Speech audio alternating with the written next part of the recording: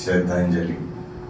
ఈ ప్రపంచంలో ప్రేమ ఎప్పటి వరకు ఉంటుందో అప్పటి వరకు ఈ సంస్థ నిర్మాణం చేసి మనందరికీ కూడా ఆ ఈశ్వరుని చేరుకునేందుకు ఒకే ఒక మార్గం ప్రేమతత్వం. నాకు ఎప్పటి నుంచో ఒక ఆశ అయితే ఉంది. బదరికాశ్రమం, నైమిసారణ్యం, శంబళ ఇలాంటి చోట్ల మహాసాధకులు ఉంటారట, మహర్షులు ఉంటారట. వాళ్ళు ఎప్పుడైనా నేను దర్శించగలిగితే బాగుండు, వారి సమక్షంలో కొద్దిసేపు అయినా కూర్చోగలిగితే బాగుండు అని ఇలాంటి ఆశ, పెద్ద ఆశ ఉండేది. కానీ నేను దేశంలోనూ రాష్ట్రంలోనూ అనేక ప్రాంతాలు తిరిగి వచ్చిన తర్వాత ఏలూరు, లావణ్య పరిచయం అయ్యారు. కానీ ఆ హాయిలో వచ్చే ఆనందాన్ని ఇక్కడైతే నేను కాసేపు పొందిడుతుంటాను. రోజువారీ జీవితంలో అనేకమైన ఒత్తిళ్ళు, అనేకమైన పరుగు పందెపు ఆయాసాలు, ఆవేశాలు చాలా చిత్రంగా ఇక్కడికి వస్తే మాయమైపోతాయి. నేను కోరుకున్న ఆ కోరిక పరోక్షంగా ఇక్కడ తీరింది.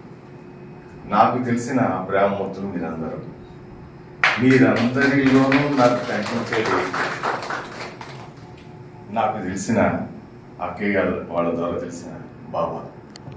నేను మిమ్మల్ని ఎవరిని విడిగా నేను చూడలేను. ఇక్కడ ఒక్కరిని చూస్తాను, బాబాని. సరే, నేను పెద్ద పెద్ద సమావేశాల్లో, చాలా సమావేశాల్లో మాట్లాడాను, మంచి వక్తని అంటుంటారు. కానీ ఇక్కడ మాట్లాడేటప్పుడు నా మస్తిష్కం పనిచేయదు. నా ఇంటికి నేను వచ్చినట్టు, నా వాళ్ళందరినీ ఇక్కడ కలుస్తున్నట్లు, నన్ను నేను కలుస్తున్నట్లు నా లోపల నుంచి ఆనంద పగ ఎప్పుడూ ఉంటుంది. ప్రేమతత్వం ఈ ప్రపంచంలో ఎప్పటికీ ఉంటుంది. కొంతమందికి పుట్టినరోజులు ఉంటాయి, కానీ వాళ్ళకి చివరి తేదీలు అంటూ ఉండవు. అలాంటి మహాత్ములు చాలా తక్కువ మంది ఉంటుంటారు. అలాంటి మహాత్ములు లేవారు కూడా. ఆయన చేత నేను శ్రద్ధాపూర్వకమైన వినయాంజలి ఘటిస్తున్నాను. నాలో బ్రహ్మకుమారి స్పృహ ఎప్పుడు వచ్చినా నాకు చాలా ఆయాచితంగా, చాలా సులభంగా దొరికే ప్రశాంతమైన ప్లేస్ ఏంటంటే వీర్స్ అనేది. అంచేత లేరు అనే నిజాన్ని ఒప్పుకొని నేను శ్రద్ధాంజలి ఘటించలేను.